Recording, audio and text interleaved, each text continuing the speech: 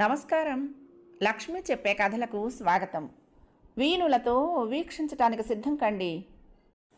ప్రియ సఖులు, ఇప్పుడు మనం ప్రముఖ రచయిత్రి శ్రీమతి శ్రీదేవి సోమంచి గారు రచించిన ప్రియమైన జీవితం ధారావాహికం నుండి 8వ భాగం వినేద్దామండి. దేవకి భర్త శంకర్. భార్యాభర్తలు ఒకరికొకరు అనువైన వారు. స్వరూప భార్యకు నచ్చినట్లే ఆయనకి నచ్చింది. ఆత్మీయంగా అనిపించింది. ఈ రోజుల్లో ఆడపిల్లలంతా ఎగిరెగిరి పడుతున్న వాళ్లే. అందరం అనేక రకాలుగా సమస్యలు అనుభవిస్తున్నాం. మీ కోడలు చాలా నెమ్మదైంది, అదృష్టవంతులు అని బంధుమిత్రులు, స్నేహితులు అన్న మాటలు సంతోషాన్నిచ్చాయి. ఒక హెచ్చరికలా కూడా అనిపించాయి. కోడలు సంతోషాన్ని ఇవ్వాలంటే ఆమెను పుట్టింటి కష్ట సుఖాలతో పాటుగా స్వీకరించాలి. భర్తని ఆడవారు ఎలా స్వీకరిస్తారో అలా. స్వరూప పుట్టింటి విషయాలన్నీ భార్య ద్వారా క్షుణ్ణంగా తెలుసుకున్నాడు. పెద్ద పిల్ల పెళ్ళి ఆ ఇంట్లో ఒక సమస్యగా మారిందని, అక్క అలా ఉండగా స్వరూప పూర్తి సంతోషంలో ఉండదని అర్థమైంది. నిజమే, ఒకరికి చెందిన సుఖ సంతోషాలను మనం అనుభవిస్తున్నాము అనే ఆలోచన మనిషికి వస్తే ఆ సుఖం సుఖంగానూ సంతోషం సంతోషంగానూ అనిపించదు. వాటిలోకి యాంత్రికత వచ్చి చేరుతుంది. నేను సంతోషంగా ఉన్నానని పదే పదే మనసుకు గుర్తు చేసుకోవలసిన అవసరం ఉంటుంది. స్వరూపది అదే పరిస్థితి. ఇటు అత్తగారింట్లో తను అనుభవిస్తున్న గౌరవ మర్యాదలు, ప్రేమాభిమానాలు ఒకవైపు, అటు పెళ్లి కాకుండా మిగిలిపోయిన సుమిత్ర మరొక వైపు ఆమెను తూకానికి సూచిక ముళ్ళుగా నిలబెడుతున్నాయి. సూర్య గుర్తున్నాడా మీకు? భార్గవ్ పెళ్లిలో చురుగ్గా తిరుగుతూ పనులన్నీ చక్కబెట్టాడు. ఆ అబ్బాయి అతను సుమిత్రను చేసుకుంటానని అంటున్నాడట. అటు ఇటు ఎవరికీ ఇష్టం లేదు. సుమిత్ర ఎటూ తేల్చుకోలేకపోతోంది. తప్పు చేసినట్లు బాధపడుతోంది. తండ్రి ఉద్యోగం తను చేస్తోంది కదూ. నిజానికి వాళ్ళు సమస్య అనుకుంటున్నది సమస్యే కాదు. ఒకళ్ళతో మరొకరు ముడిపెట్టుకోవటం వలన అలా అనిపిస్తోంది. నేను వెళ్ళి మన వెయ్యప్రాలని ఒప్పించొచ్చాను. మీరు సూర్యతో మాట్లాడి రండి. అతనేం చెప్తాడో విని వాళ్ళను కలుద్దాం అంది దేవకి భర్తతో. శంకర్ సూర్యను స్టేషన్లో కలిసి ఇంటికి ఆహ్వానించాడు. ఇంటికొచ్చాక భార్గవ్ కూడా అతన్ని గుర్తుపట్టి బాగానే పలకరించాడు. తర్వాత వ్యవహారం అంతా దేవకి నడిపించింది. తమ పెళ్లిలో వీళ్ళు సహకరిస్తారని ఎంతమాత్రమూ అనుకోలేదు సూర్య. అసలు మీ ఇద్దరికి పరిచయం ఎలా కలిగింది? కుతూహలంగా అడిగింది దేవకి. సునీత విషయం చెప్పలేదు అతను. నీలిమ గురించి చెప్పాడు. నీలిమ ద్వారా పరిచయం అన్నాడు. కొన్ని వ్యవహారాలు వాటంతటవి నడవు. ఎవరో ఒకరు ముందుకు తోయాలి. మీ అడ్రస్ ఇవ్వు సూర్య, నేను మీ అమ్మగారిని పరిచయం చేసుకుని మాట్లాడొస్తాను అంది దేవకి. అతను నవ్వాడు. తన కుటుంబం గురించి చెప్పాడు. అసలు ఈ పెళ్లికి నా ఒక్కడికి తప్ప అందరికీ విముఖతే. ముందు అభ్యంతరమే సుమిత్రది. ఆమె చేత సరే అనిపించడానికి ఇంతకాలం పట్టింది. ఆమె సమస్యలు, వాటి వెనుక ఆమె తల్లి. మా అమ్మ కూడా ఒప్పుకోదు. ఆవిడ ప్రతిదీ మా అన్న వదినలతో తూస్తుంది. సుమిత్ర సరేనంటే అమ్మకిష్టం లేకపోయినా చేసుకుందాం అనుకున్నాను. అమ్మను బాధ పెట్టాలనో అవమానించాలనో కాదు. మా వదిన బాగా చదువుకుంది. అంత చదువుకున్న అమ్మాయి నన్ను చేసుకోదు. అలాంటప్పుడు సాధారణమైన అమ్మాయిని మాత్రమే చేసుకోవాలి. ఆ అమ్మాయి సుమిత్ర అయితే నేను సంతోషంగా ఉంటాను. ఇంకా ఆస్తులు అంటారా? అవసరాలన్నీ తీరాక మన వెనక 1 కోటి ఉన్నా 10 కోట్లున్నా ఒకటే. ఇలాంటివి తనకు అర్థమవ్వవు అన్నాడు. దేవకి కూడా నవ్వింది. అప్పటిదాకా తన కనుసన్నల్లో తిరిగిన కొడుకు ప్రేమించి పెళ్లి చేసుకుంటానంటే ఏ అమ్మ ఒప్పుకోలేదు. డబ్బు, ఆస్తి, అంతస్తులు పెద్ద సమస్య కాదు. ఈ అసలు సమస్యను వాటి వెనక దాచి చూపిస్తారు తల్లిదండ్రులు అంది. ఇప్పటి వరకు యుఎస్ వెళ్ళాలనే ఆలోచన ఉండేది. కానీ ఆ ఆలోచన మానుకున్నాను. పెళ్ళయ్యాక కూడా సుమిత్ర ఉద్యోగం చేసుకోవచ్చు. తన జీతం కూడా నాకు అవసరం లేదు. మమత బాధ్యత మాదే. వాళ్ళ అమ్మను కూడా మేము వదిలిపెట్టాం. ఇవన్నీ నా వైపు నుంచి సుమిత్రకు హామీలు అన్నాడు సూర్య. అతని మాటల్లో చాలా స్పష్టత ఉంది. ఎటువంటి శషభిషలు లేవు. మరో విషయం కూడా చెప్పాడు అతను. అది తేజ గురించి. తేజ నాకు ఒకప్పుడు స్నేహితుడు. సుమిత్ర గొడవ చేస్తే ఇద్దరం అతన్ని కలిసి వచ్చాము.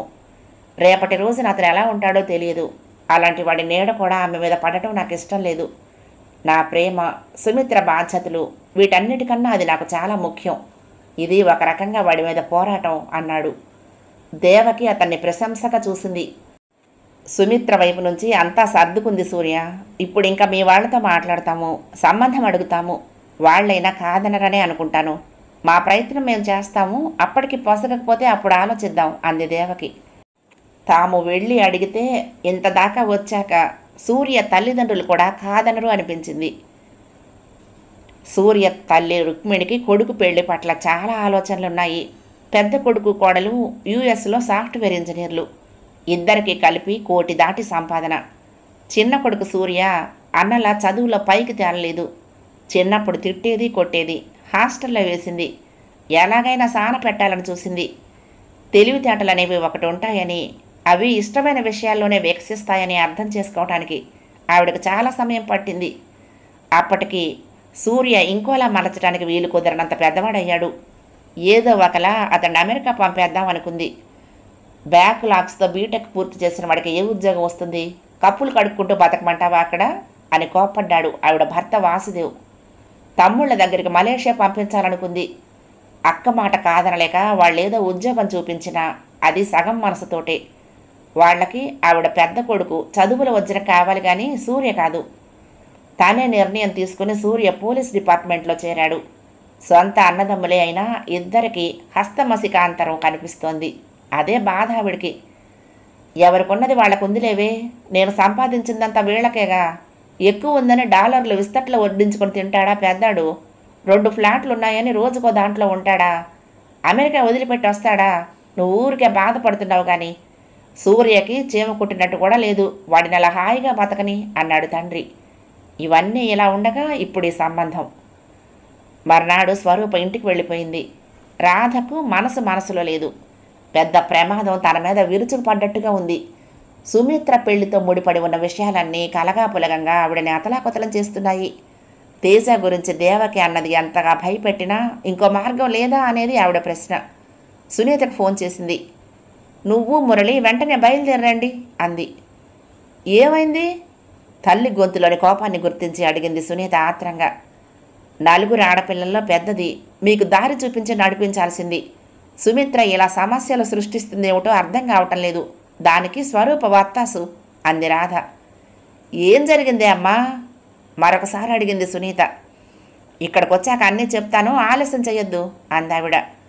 సునీత భర్తకు చెప్పింది. అతనికి అప్పటికే విషయాలన్నీ తెలుసు. స్వరూప ఫోన్లో చెప్పింది. తేజ గురించి భయంకరమైన నిజాలు తెలిసాయి బావా. అతనిప్పుడు జైల్లో ఉన్నాడు. అటువైపు ఆశ అసలే లేదు. ఇటు సూర్య అక్కను చేసుకుంటానని పట్టుదలగా ఉన్నాడు. ఇలాంటి టైంలో ఒత్తిడి చేస్తే అక్క కూడా ఒప్పుకుంటుంది. అది పెళ్లి చేసుకుని వెళ్ళటం కన్నా ముఖ్యమైన విషయాలు ఇంకేమీ లేవు. మా పెళ్లికి ఇంటి మీద అప్పు చేసింది. నాకు సునీతకి గొప్ప జీవితాలు ఇవ్వడానికి చాలా ఖర్చు చేసింది. ఇల్లు అమ్మి ఆ అప్పులు తీర్చి దాన్ని విడుదల చేస్తే సుఖపడుతుంది. మా నాన్నైనా ఇల్లు అమ్మకుండా 4 ఆడపిల్లల పెళ్లి చేయగలిగేవాడు కాదు. అమ్మకు అది అర్థం అవటం లేదు. నీకు చెప్తుందేమో, నువ్వే ఆవిడకి అర్థమయ్యేలా చెప్పాలి అంది. అతని అనుమానాలన్నిటికీ జవాబులు చెప్పింది. ఇప్పటికీ ఆ ఇంటికి పెద్దలుడు తానే కాబట్టి బాధ్యత కూడా ఉంది. మురళి ఒక మధ్యవర్తిలా అత్తగారి వైపు నుంచి కూడా ఆలోచించాడు. ఆవిడ భయాలు ఆందోళనలు వాటిని కాదనటానికి లేదు. అందుకే సునీత చెప్పగానే బయలుదేరాడు. వీళ్ళు చేరేసరికి సుమిత్ర ఆఫీస్కి వెళ్ళింది. మమత తల్లిని కనిపెట్టుకుని ఇంట్లోనే ఉంది. రాధ మనవణ్ణి అందుకుంది. వాడు ఒళ్ళు చేసి ముద్దొస్తున్నాడు. కొత్త ఇంకా తెలియటం లేదు. తల్లి దగ్గర నుంచి మమత తీసుకుంది. కుశల సమాచారాలు, కాఫీ, టిఫిన్లు అయ్యాయి. ఏమిటమ్మా, ఏం జరిగింది? ఇంకా ఆగలేక సునీత అడిగింది. ఏం చెప్పనే, ఇల్లు వాకిలి అమ్మి నన్ను నడి బజార్లో వదిలేసి సుమిత్ర పెళ్లి చేసుకుని వెళ్ళిపోతుందట. ఇలాంటిది ఎక్కడైనా ఉందా?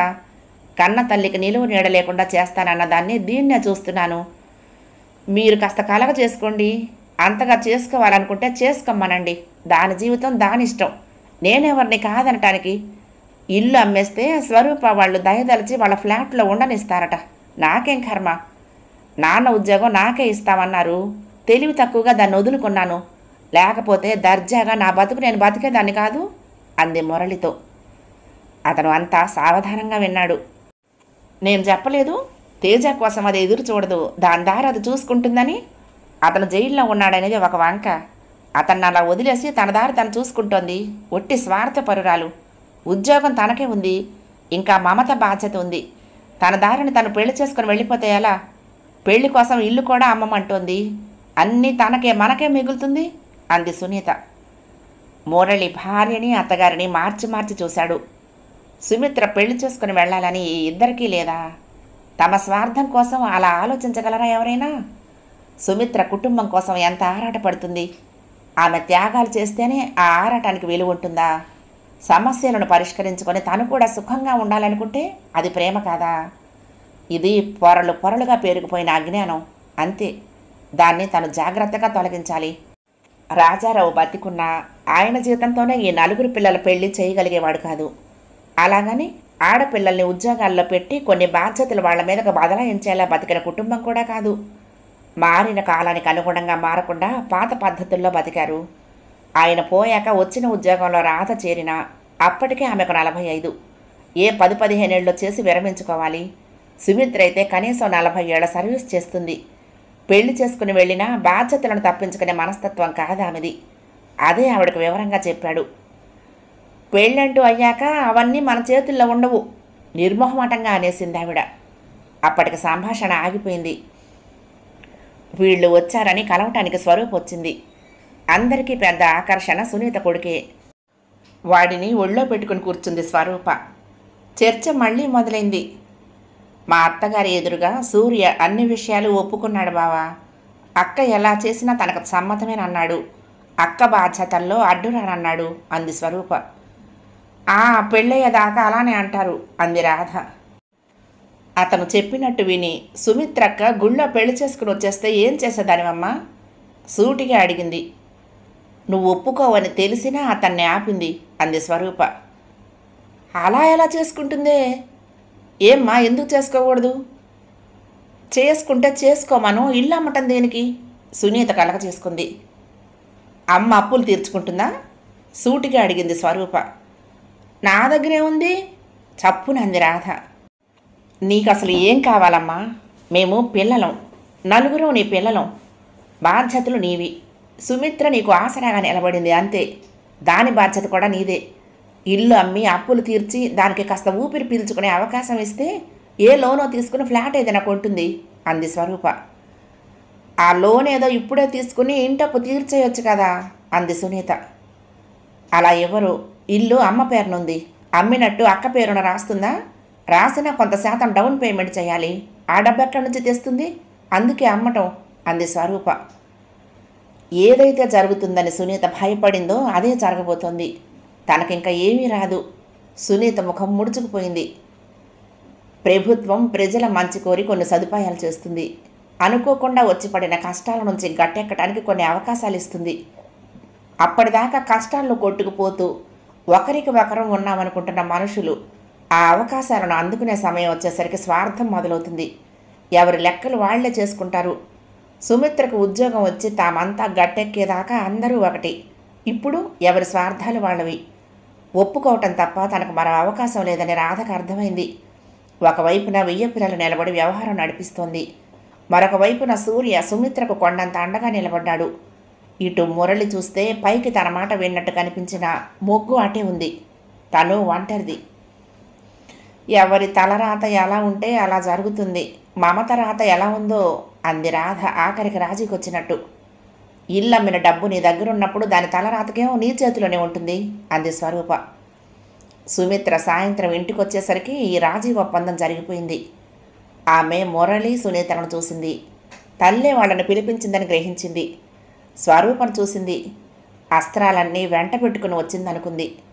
ఎంత ప్రేమ దీనికి నేనంటే అంతే ప్రేమగా అనుకుంది. రావే పెళ్లి కూతురా, ఇప్పటిదాకా నీ గురించే మాట్లాడుకున్నాం అంది సునీత. ఆ మాటల్లో ఎప్పట్లాగే అపహాస్యం కనీ కనిపించనట్లు. బావేడి మాట మార్చేసింది సుమిత్ర. ఆమె మొహంలోకి చూసి చూడనట్టు చూశాడు మురళి. పెద్ద ఉత్సాహంగానే సంతోషంగానే లేవు. కొద్ది రోజులుగా జరిగిన గొడవలకి బాగా నలిగింది. తామంతా ముందుకు తోస్తే తప్ప పెళ్లి చేసుకునేలా అనిపించలేదు. మనిషి నెత్తికి పెద్దరికం చుట్టేస్తే అదొక ముళ్ళ కిరీటంలా బిగుసుకుంటుంది. దాన్ని తీయటానికి మరిక సాధ్యపడదు. మా నెళ్లల్లో పెద్ద కొడుకులు పెద్ద కూతుళ్ళు అలాంటి వాళ్లే. వాళ్ళకి బాల్యం యవ్వనం ఉండవు. పుట్టుక నుంచి వృద్ధాప్యమే. మమత బాబును సుమిత్రకిచ్చి కాఫీ తెచ్చింది. వాడిని ఆడిస్తూ కూర్చుంది సుమిత్ర. ఒకరోజు దేవకి, శంకర్ సూర్య ఇంటికొచ్చారు. వాళ్ళలా వస్తున్నారని సూర్య ముందే చెప్పి ఉండటం చేత అతని తల్లిదండ్రులు ఇంట్లోనే ఉన్నారు. ఎవరు వాళ్ళు, ఎందుకు వస్తున్నారు అని రుక్మిణి అడిగింది. వచ్చాక నీకే తెలుస్తుంది అని సూర్య జవాబు. నిజానికి ఇంట్లో తనే చెప్పొచ్చు, కానీ పెద్దరికం మీద వేసుకుని వాళ్ళు వస్తున్నప్పుడు తొందరపట్టం దేనికని ఆగాడు. అసలు పరిచయం లేని వాళ్ళు ఇల్లు వెతుక్కుని వస్తున్నారంటే ఎందుకో ఊహించలేనంత తెలివి తక్కువది కాదు రుక్మిణి. కానీ రోజులు మారాయి. ఇదివరకట్లా మధ్యవర్తులతోనూ చుట్టాలను అడిగి సంబంధాలు కుదుర్చుకోవటం లేదు. పొరుగింట్లోనో ఎదుటి ఫ్లాట్లోనో ఉన్న అమ్మాయి గురించి కూడా మ్యారేజ్ బ్యూరోలోనో తెలుస్తోంది. తెలిసిన అబ్బాయి అందమైన ప్రొఫైల్ కనిపిస్తుంది. ఆ పిల్లలు ఎలాంటి వాళ్ళో, ఎలా ప్రవర్తిస్తారో ఎలాంటి గమనిక లేకుండానే పెళ్లిళ్ళు అయిపోతున్నాయి. ఆ తర్వాత భార్యాభర్తలిద్దరూ గోదాలోకి దిగిన వస్తాదుల్లా జీవన పోరాటం మొదలుపెట్టి గెలుపు ఓటములు తీర్చుకుంటున్నారు. అయినా సరే పాతకాలంలో లాగా వీళ్ళు ఇల్లు వెతుక్కుంటూ రావటం ప్రహసనంలా అనిపించింది. పరిచయాలయ్యాయి. బాగా పలుకుబడి ఉన్నవాళ్లే అని అర్థమైంది రుక్మిణికి. ఆడవాళ్ళు మగవాళ్ళు విడివిడిగానూ కలగలుపుగానూ చాలా విషయాలు మాట్లాడుకున్నారు. వాళ్ల సంభాషణలో కాస్తంత సులువు వచ్చాక సూర్య మధ్యలో కొద్దిసేపు అక్కడి నుండి లేచి వెళ్ళి మళ్ళీ కాసేపటికొచ్చాడు. దేవకి సంబంధం గురించి ప్రస్తావన చేసింది. తండ్రి లేడు, 4 ఆడపిల్లల్లో పెద్దది. ఆమె తర్వాత 2కి పెళ్ళిళ్ళు తనే చేసింది. ఇంకో చెల్లి బాధ్యత ఉంది. తల్లిని చూసుకోవాలి. క్లరికల్ జాబ్ తండ్రి స్థానంలో ఇచ్చారట. వాళ్ల కుటుంబానికి ఆమె ఉద్యోగం తప్ప ఇంకే ఆధారం లేదు. ఇదేం సంబంధం? దేవకి చెప్తూ ఉంటే సూర్య తల్లి ముఖం ముడుచుకుంది. సుమిత్ర వివరాలన్నీ చెప్పాక ఆఖరిలో దేవకి అన్నమాట ఆవిడను ఉలిక్కిపడేలా చేసింది. ఆ అమ్మాయిని సూర్య ఇష్టపడుతున్నాడు అంది. రుక్మిణికి ఆశ్చర్యము అపనమ్మకము కలిగాయి. వాళ్ల వైపు నుంచి అడగటానికి ఎవరూ లేరు, అందుకని మేము వచ్చాము. మా కోడలికి అక్క ఆ అమ్మాయి అంది దేవకి. ఇంత డబ్బున్న వాళ్ళు లోకం గొడ్డుపోయినట్టు ఆ సంబంధానికి వెళ్ళటం ఏంటి? వాళ్ళు చేసుకున్నది చాలక తమకు చెప్పడం ఏంటి? అసహనంగా అనుకుంది రుక్మిణి. మాకు ఆలోచించుకోవడానికి సమయం ఇవ్వండి అంది రుక్మిణి మొహం మీదే కుదరదు అని అనలేక. వాళ్ళు వెళ్ళాక సూర్యను నిలదీసి అడిగింది రుక్మిణి. నీకు ఆ అమ్మాయితో ఎలా పరిచయం అంది. నీలిమ వాళ్ళ ఆఫీసులో పనిచేస్తుంది చెప్పాడు. అంటే ఈ గ్రంథమంతా అది నడిపించిందా? తనేమో కట్నం తీసుకునేవాడిని చేసుకోనని కూర్చుంది, నీకేమో ఈ బీకార సంబంధం పరిచయం చేసింది. దాన్నెందుకంటావే? కట్న కానుకలు వద్దనే మగాడు ఇప్పటికీ ఇంకా ఈ దేశంలో పుట్టలేదు. అంత ఆదర్శం ఉన్న పిల్లకి వరుడు దొరక్కపోవటం మగపిల్లలు చేసుకున్న దురదృష్టం అన్నాడు వాసుదేవ్. ఆయన తమ్ముడి కూతురు నీలిమ. అందుకే వీడికి దిక్కు మొక్కు లేని పిల్లని చూపించింది అక్కసుగా అంది రుక్మిణి. పదే పదే తల్లి అలా అనటం సూర్యకు నచ్చలేదు. ఎందుకమ్మా అలా తీసిపారేసినట్టు మాట్లాడతావు? సుమిత్ర చాలా మంచిది, నెమ్మదస్తురాలు, క్లర్కుగా చేస్తోంది. నీకు చక్కటి కోడలవుతుంది. వాళ్ళ సమస్యలతోటి తన బాధ్యతలతోటి మనని ఇబ్బంది పెట్టదు. నాకు తనంటే చాలా ఇష్టం. చేసుకుంటే తననే చేసుకుంటాను, లేకపోతే ఇలాగే ఉండిపోతాను. అంతదాకా చెప్పి నీకోసమేనే జీవించున్నది అంటూ ఇక్కడ నేను అక్కడ తను పాడుకుంటూ బతికేస్తాం అన్నాడు. పోరా అంది రుక్మిణి. ఎంత సీరియస్ విషయమైనా ఇలాగే నీరు కార్చేస్తావు అంది కోపంగా. కొద్దిసేపు ఎవరూ ఏమీ మాట్లాడలేదు. సమసమాజం రావాలని పెద్ద సోషలిస్టు సిద్ధాంతాలు చెప్తారు. కోడల్ని కాస్త తక్కువ ఇంట్లో నుంచి తెచ్చుకుని కూతుర్ని అలాగే ఒక మెట్టు పైకి ఇవ్వమని మన సాంప్రదాయం. అంటే తన సంపద పంచుకోమని ప్రతి మనిషికి ఇంకొక మనిషిని జత చేసి ఉంచుతుంది. ఆచరించడానికి మీకు భయం కాబట్టి కత్తులు తుపాకులు పట్టుకుని విప్లవాలు చేయాల్సి వస్తుంది. మనుషుల తెలివి తక్కువతనం వల్లనో తెలుసో తెలియకో చేసిన పొరపాట్ల వల్లనో వాళ్ళ చేతుల్లో లేని మరేవో కారణాల వల్లనో పేదరికం సృష్టించబడుతూనే ఉంటుంది. దేశంలో ఎంత పేదరికం ఉన్నా దాన్ని అనుభవించే మనుషులు మారిపోతూ ఉండాలి. వాళ్ళు 1 మెట్టో 2 మెట్లు పైకెక్కి అందులో నుంచి బయటపడాలి. తండ్రి చనిపోవడంతో సుమిత్ర మీద బాధ్యతలు పడ్డాయి. 2 చెల్లెళ్ల పెళ్లి సునాయాసంగా చేసింది. తను చాలా కేపబుల్, అందుకే నాకు తనంటే చాలా ఇష్టం అన్నాడు సూర్య. అతని మాటల్లోని పరిణతి వాసుదేవుని ఆశ్చర్యపరిచింది. ఎంతమంది ఇలా ఆలోచించగలరు? ఆదర్శాలు చెప్పడం వరకు అందరూ చేస్తారు, ఆచరించమనేసరికి తడబాటు వచ్చేస్తుంది. ఉద్యోగం కూడా రిజైన్ చేశావు, స్థిరపడేదాకా ఆగు అంది రుక్మిణి. ఆమెకు ఇంకా మనసు ఒప్పుదలగలేదు. పూర్తి విషయాలు ఆవిడతో చెప్పలేడు. చెప్తే ఈ గొడవలు నీకెందుకనో, ఆ పిల్ల ఎలాంటిదానో అనేస్తుంది. అదంతా ఇష్టం లేదు. రిజిగ్నేషన్ వెనక్కి తీసుకుంటాను అన్నాడు. వద్దులేరా, బిజినెస్ మొదలు పెడతానన్నావు కదా, అదేదో చూసుకో. నువ్వెలాగూ పైవాడివి కాదు, వచ్చే ఒక్క పిల్లకు మనం తిండి పెట్టలేమా అన్నాడు వాసుదేవు. ఆ పిల్లకు మనం పెట్టాల్సిన అవసరం ఏమిటి, ఉద్యోగస్తురాలు వెటకారంగా అంది రుక్మిణి. ఆఖరికి సూర్య బలవంతం మీద రుక్మిణి సుమిత్రను చూడటానికి ఒప్పుకుంది. సుమిత్ర ఇంట్లో వాతావరణం బిగుసుకున్నట్టే ఉంది. భార్గవ్ స్వరూపను తీసుకువెళ్ళటానికి వచ్చాడు. మురళిని చూసి మాట్లాడుతూ ఉండిపోయాడు. భోజనాలు చేసి వెళ్ళండి అంది రాధ. అతని తల్లిపై మనసులో ఎంత కోపంగా ఉన్నా పైకి చూపించడం కుదరదు. మమత, సుమిత్ర వంట ప్రయత్నాలు చేస్తూ ఉంటే రాధ తలనొప్పని వెళ్ళి పడుకుంది. స్వరూప తను లోపలికి వెళ్ళింది. ఈ కాస్త వంటకి ఇంతమంది అక్కర్లేదు అని పంపేసింది సుమిత్ర. సునీత కొడుకుని ఆడిస్తూ అసలు పట్టించుకోనే లేదు. వంట ఈ భోజనాలు కూర్చోబోతూ ఉంటే సూర్య వచ్చాడు. అతని చేతి నిండా ప్యాకెట్లు. మురళిని, సునీతను చూసి విషయం అర్థం చేసుకున్నాడు సుమిత్రలాగే. మా అమ్మ వాళ్ళు మీ ఇంటికి వచ్చారు కదా, ఏం జరిగింది అడిగాడు భార్గవ్. సుమిత్ర పనున్నట్టు అక్కడి నుంచి వెళ్ళిపోబోతూ ఉంటే స్వరూప చేయి పట్టుకుని ఆపింది. నీ గురించి మేము తలకాయలు బద్దలు చేసుకుంటూ ఉంటే నువ్వు వెళ్ళిపోతున్నావేంటక్క అంది. అమ్మకి తలనొప్పులు అలకలు తగ్గితే చాలు అంది సుమిత్ర. అమ్మ నాన్న రేపు ఇక్కడికి వస్తున్నారు అన్నాడు సూర్య. అతని ముఖంలో కనిపించనట్లు సంతోషం. అందరూ తేలిగ్గా నిశ్వసించారు. తనేం చెయ్యాలో అర్థం అవ్వలేదు రాధకి. మరి పెళ్లి కొడుకు రావటం లేదా పరిహాసంగా అడిగింది స్వరూప. రాకుండా ఎలా, పెళ్లి పిల్ల తప్పించుకుపోతేనో అన్నాడు సూర్య. సునీత చెల్లెల్ని విస్మయంగా చూస్తోంది. పెళ్లికి ముందు నోట్లో నాలుకే లేనట్లు సుమిత్రకి తనకి వెనక నక్కి తిరిగేది. అలాంటిది ఇంతటి వ్యవహారత అయ్యి సుమిత్రను పెళ్లి కొప్పించిందంటే ఆశ్చర్యం కలిగింది. సూర్య కూడా భోజనం అక్కడే చేశాడు. కూతుళ్ళు అల్లుళ్లతో ఇల్లంతా సాందడి నిండింది. రాధ మనసు కాస్త తేలికపడింది.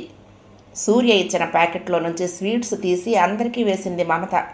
మిగతావి తీసి మర్నాటి కొంచెం అన్నాడు సూర్య. అతను అవన్నీ ఎందుకు తీసుకొచ్చాడో సుమిత్రకు అర్థమైంది. మనసు కృతజ్ఞతతో నిండింది. భోజనాలు అయ్యాక మరి కాసేపు ఉండి స్వరూప, భార్గవ్ వెళ్ళిపోయారు. సాగనంపటానికి గేటు దాకా వచ్చిన తల్లితో అంది స్వరూప. అమ్మా, నాకన్నా సునీత కన్నా కూడా సుమిత్ర తెలివి తక్కువదని, అమాయకురాలని నువ్వే ఎన్నోసార్లు అన్నావు. దానికేం కావాలో దానికే తెలియదని అనేదానివి. ఇప్పుడు కూడా అవేవీ మారిపోలేదు. అదే సుమిత్ర, అదే నువ్వు. మారిందల్లా నీ ప్రేమ. అది ఇంకా నీకు కోపం వచ్చిందని తల్లడిల్లుతోంది. కోరుకున్న వాడితో పెళ్ళన్న సంతోషం కనిపించటం లేదు తన మొహంలో. మురళీ బావ, భార్గవ్, సూర్య నీకు కొడుకుల్లాంటి వాళ్ళు. మేమంతా ఉండగా నీకు ఎలాంటి అమర్యాద జరగదు అంది. తల్లి వెనకే వచ్చిన సునీత, సుమిత్ర కూడా విన్నారు ఆ మాటల్ని. వాళ్ళు వెళ్ళాక సూర్య అడిగాడు, ఇప్పుడు సంతోషమైన సుమిత్ర, మా అమ్మ కూడా ఒప్పుకుంది అన్నాడు. తప్పనిసరి ఒప్పుకున్నారు సూర్య అంది సుమిత్ర. పెళ్లి చేసుకునేది మనిద్దరం అయినప్పుడు ఎవరు మాత్రం ఎందుకు ఒప్పుకోకపోవాలి? సుమిత్ర, మనిద్దరిలో ఏ చెడ్డ లక్షణాలు ఉన్నాయని? అతని ప్రశ్నకు జవాబు లేదు సుమిత్ర దగ్గర. ఇద్దరు స్త్రీ పురుషులు పరస్పరం ఆకర్షితులై పెళ్లి చేసుకోవాలనుకున్నప్పుడు వాళ్ల మధ్య పుట్టిన ప్రేమ కన్నా వాళ్ల చుట్టూ ఉన్న వారి ఇష్టాయిష్టాలు ప్రాధాన్యత తీసుకోవటం నిజానికి సృష్టికి విరుద్ధమైంది. సమాజం సృష్టించుకున్న ఆర్థికత సహజమైన భావాలను, అక్కరలను అణిచేసి కృత్రిమ బంధాలను ఏర్పరుస్తోంది. ఎంత తిరుగుబాటు చేసినా గెలుస్తోంది. ఇందులో మరో ఆలోచనకు ఆస్కారం లేదు. మనం మంచివాళ్ళమని వీళ్ళకి నమ్మకం కలగటం లేదు. అందుచేత అవకాశం తీసుకుని మనని మనమే నిరూపించుకుందాం అన్నాడు సూర్య. అతని మాటలు నిజమే. తను వదిలిపెట్టేసి వెళ్ళిపోతుందని తల్లికి భయం. ఆ భయం తీరాలంటే దానికి దోహదపడే సంఘటన జరగాలి. అలాగే సూర్య తల్లికి చాలా డబ్బున్న వాళ్ళకి కోడలు తెచ్చే మరో ఇంత డబ్బు అవసరం కాదు. తను సూర్యతో పాటు వాళ్ళకి సంతోషాన్ని, అతనిచ్చేలాంటి భరోసాని ఇస్తుందన్న నమ్మకం కలిగించాలి. పెళ్లి చేసుకుని వాళ్ళ మధ్యకు వెళితే కదా తన గురించి అర్థమయ్యేది. మరీ అంత ఆలోచించకు. అసలే ఆవగించంత బుర్ర. అలసిపోవటమో అరిగిపోవటమో జరిగిందంటే చాలా కష్టం అన్నాడు సూర్య. సుమిత్ర కోపంగా చూసింది. మిగతా వాళ్ళు వింటారని భయపడింది. ముఖ్యంగా మురళి. సూర్య నవ్వాడు. ఇంకా నేను వెళ్తాను అని అతనంటే గేటు దాకా వెళ్ళింది. అక్కడ మళ్ళీ మాట్లాడుకున్నారు. గోడకు ఆనుకుని ఒక కాలు వెనక్కు మడిచి నిలబడి మాట్లాడటం సుమిత్రకు అలవాటు. ఇప్పుడు అలాగే చేసింది. సూర్య ఎదురుగా ఉన్న మెట్ల మీద కూర్చుని దేవకి వాళ్ళు వచ్చినప్పటి నుంచి జరిగింది చెప్పాడు. కిటికీలో నుంచి రాధ చూసింది ఆ దృశ్యాన్ని. తండ్రి కూతుళ్ళు అలాగే మాట్లాడుకునేవాళ్ళు. తర్వాత తేజతో అతను ఆ మెట్ల మీద కూర్చుని ఆమె గోడ కానుకుని నిలబడి కాలాన్ని దొర్లించేవాళ్ళు. ఇప్పుడు సూర్య. అవును, ఏదీ మారలేదు. ఆ దృశ్యంలోని మనుషులు మారారు. సుమిత్ర అలాగే ఉంది. ఆ అమాయకపు పిల్లలో కాలం తెచ్చిన మార్పులు తప్ప మనస్తత్వంలో ఎలాంటి మార్పు లేదు. స్వరూప చెప్పిన మాటలు అర్థమయ్యాయి. ఓ కుర్చీ, బెంచి, ఓ మనిషి, చెట్టు, పుట్ట, కనిపించే కోణం మారుతూ ఉంటాయి. మన మనసులోనూ దాని తత్వంలోనూ మార్పు ఉండదు. సూర్య వెళ్ళిపోయాడు. సుమిత్ర లోపలికి వచ్చింది. అప్పటికంతా పడుకుని ఉన్నారు. రాధ తను జరిగి సుమిత్రకు చోటిచ్చింది. తల్లి పక్కన ముడుచుకు పడుకుంది సుమిత్ర. ఆమెకు తల్లి స్పర్శ ఎంతో ఓదార్పునిచ్చింది. అప్రయత్నంగా 2 ప్రశ్నలు అడిగింది. జవాబు కోసం కాదు, తనని తాను సమాధానపరుచుకునేందుకు. నాన్న ఉంటే బాగుండేది కదమ్మా అంది. ఆమె గొంతు వణికింది. తేజ అలా ఎలా చేయగలిగాడు? తన జీవితం ఇక అంతేనా? ఈ మాటలని దిండుల ముఖం దాచుకుంది. వాళ్ళకి మన సంబంధం తగదని అనిపించిన రోజులు అలాగే ఉండిపోయినా బాగుండేది. నాలాగే తను సంతోషంగా బతికేవాడు అంది. చిన్నప్పటి స్నేహాలు పెళ్లిదాకా వెళ్ళటం చాలా అరుదు సుమిత్ర. పెద్దవాళ్ళు అయ్యేలోపు ఎన్నో అవాంతరాలు వస్తాయి. నిజానికి వాళ్ళు మంచివాళ్లే. అన్ని విషయాలు దాచిపెట్టి నీ జీవితం నాశనం చేయలేదు. ఆ మంచితనమే వాళ్ళని కాపాడుతుంది. అది అతను కోరుకున్న జీవితం. ఇది నీ జీవితం. నీకు నచ్చినట్లు ఒడిదుడుకులు లేకుండా ప్రశాంతంగా ఉండాలి. రేపు వాళ్ళు చూసుకోవటానికి వస్తామన్నారు. తొందరగా పడుకో. ఇలా ఏడిస్తే మొహం కళ్ళు ఉబ్బిపోయి ఏం బాగుంటుంది అంది. సుమిత్ర సర్దుకుంది. అవతల గదిలో సునీత మురళిని అడిగింది. స్వరూపలో చాలా మార్పు వచ్చింది కదండి. మాటలు నేర్చింది, వ్యవహారాలు చక్కబెడుతోంది అంది.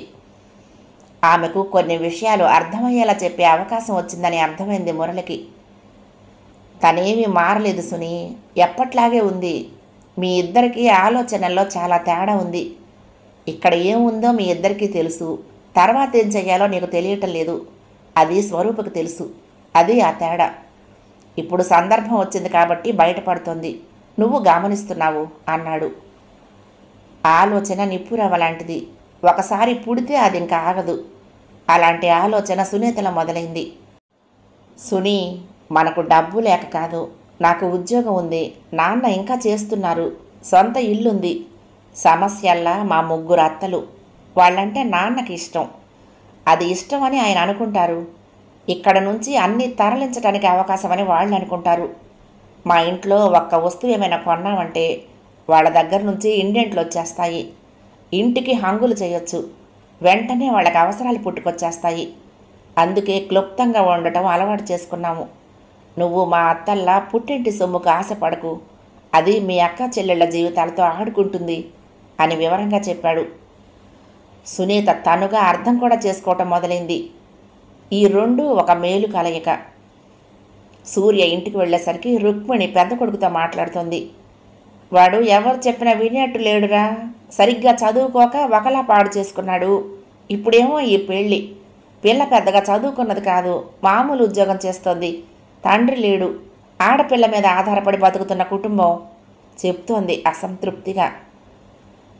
ఇక్కడికి వస్తానని వాడంతటి వాడు అడిగాడమ్మా. దారిలో పడుతున్నాడని సంతోషపడ్డాను అతని జవాబు.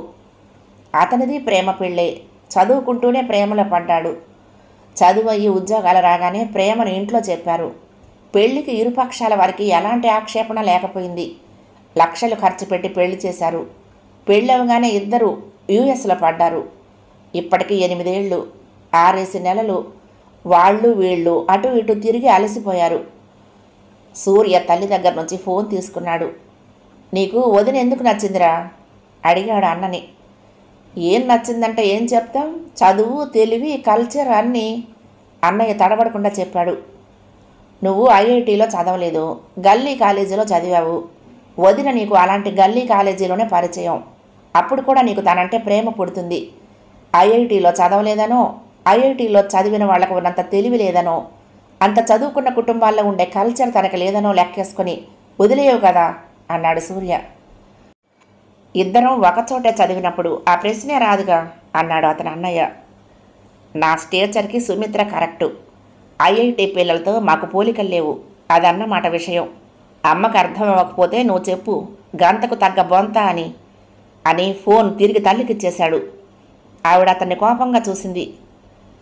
వాడు చెప్పింది నిజమే కదమ్మా, వాడికి నచ్చిన పిల్లనే చేసుకొని అన్నాడు పెద్ద కొడుకు తల తిరిగి చేతికొచ్చి. 8వ భాగం సమాప్తం. 9వ భాగంలో ఈ ధారావాహిక ముగింపును వినేసేద్దామండి. ఈ కథ మీకు నచ్చితే తప్పకుండా లైక్ చేయండి, షేర్ చేయండి, కామెంట్ చేయండి, సబ్స్క్రైబ్ చేసుకుని నన్ను ఎంకరేజ్ చేయండి. ఉంటానండి. ప్రేమతో లక్ష్మి, కృష్ణా తీరం, దుర్గమ్మ సన్నిధానం. నమస్తే.